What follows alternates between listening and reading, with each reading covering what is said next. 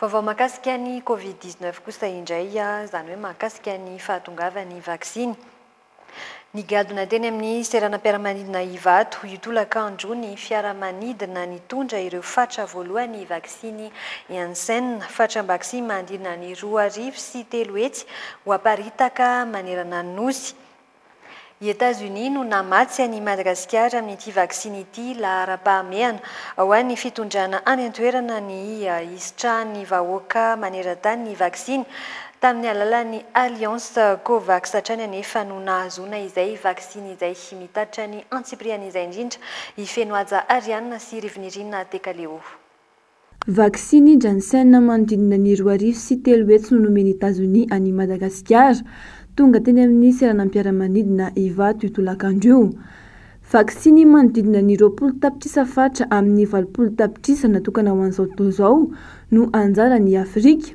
Manodidina ny 7 sy 8 alina sy 2 hetsy ny olona hisitraka ity vaksiny ity. Tsika efa nahazo Covishield dia zao misy ny vaksiny Johnson & Johnson ary vaksiny moa zany dia vaksiny à une dose.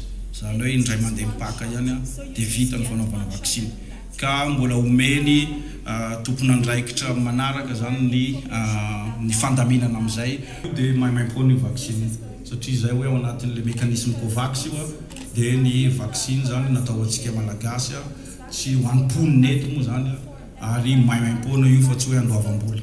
Resy lahatra tanteraka i États-Unis amin'ny fametrahana ho laharam-pahamehana ny fanaovam-vaksiny.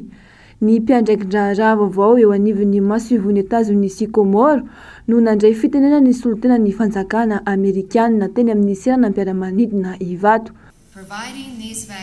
Tsara azavaina tsara fa ny fizarana ireo vaksiny ireo dia sady hiaro ny vahoaka malagasy amin'ny Covid-19 no ahafana ihany koa mampihena ireo sakana amin'ny fanarenana ny toe-karena malagasy. Tonga nitsinan'ny vaksiny Janssen ireo tompon'andraiki-panjakana malagasy sy iraisam-pirenena. Ny ministry ny raharaham-bahiny no nisolotena ny fitondram-panjakana malagasy nisaotra any États-Unis. Mampiseho ny fahavononan'ny États-Unis hanampy an'i Madagasikara amin'ny ady amin'ny coronavirus izao. Roa faingo 5 tapitrisa dolara ny famatsim-bola efa nomeny États-Unis hiatrehana ny amehana ara-pahasalamana. Manodidina ny 5 tapitrisa dolara kosa ny fanampiana nomeny tamin'ny tosika sosialy nandritra ny amehana.